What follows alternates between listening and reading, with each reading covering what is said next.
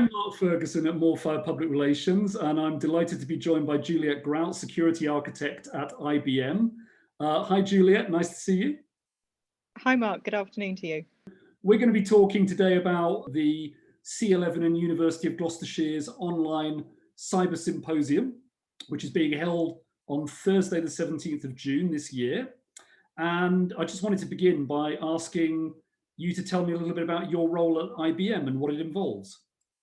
Sure. So I'm a security architect. So what that involves is taking a client's requirements or a solution and making sure that we've got appropriate security controls in place.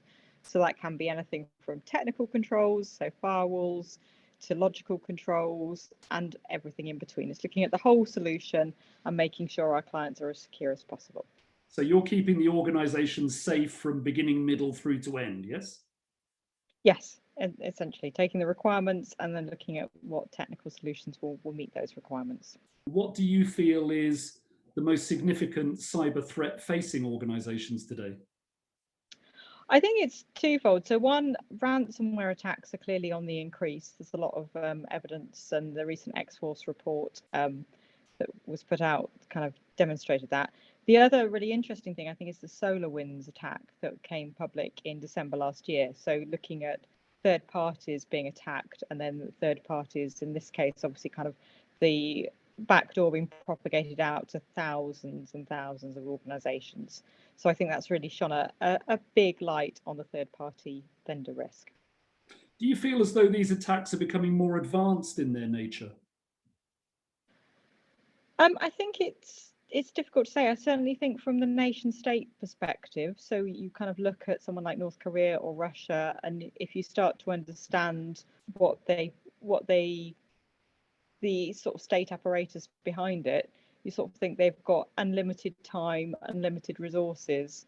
So with that in evidence, you see the Sony Pictures attack, there was the Bangalore heist for the Swift network back in 2016. So these attacks went on for over a year often before there was even detected or there was any notice. So certainly from a nation state perspective, definitely there's almost unlimited scope. So the subject of your talk at the Cyber Symposium I was interested to see is about addressing diversity, the IBM approach. Can you preview a little bit of that for me? What's that all about? Sure. So I'm very aware that in cybersecurity and in IT in general, there's very much a gender imbalance. As obviously gender is only one metric around diversity. So I'm always very keen as someone who's a female in a technical position to try and inspire other women to move into IT, because it is a really interesting career and the cyber element is particularly interesting. So what we do at IBM is there's a number of things that we get involved in. So one of them is we run a program called Cyber Day for Girls, and this we go out and target 11 to 15-year-olds. And normally we do it in person. Obviously, there've been virtual sessions recently, and just to give girls and youngsters kind of a view of what a career in cyber actually is, because often, certainly I've got a 13-year-old daughter, and the experience that she has of IT at school isn't very interesting sometimes. But certainly the experience of some of the sessions we've had, she was very surprised to learn about Internet of Things and that you could even get a toilet to be on a network. So it's trying to make things more relevant and interesting and kind of showing the wider perspective, which is really important in programs like that. Well, Juliet, that sounds absolutely fantastic. I'm sure that I and many others are looking forward to your talk.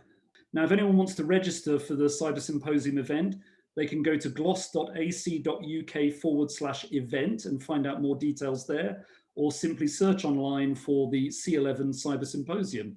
Thank you very much, Juliet. You take care and speak soon. Thank you, Mark.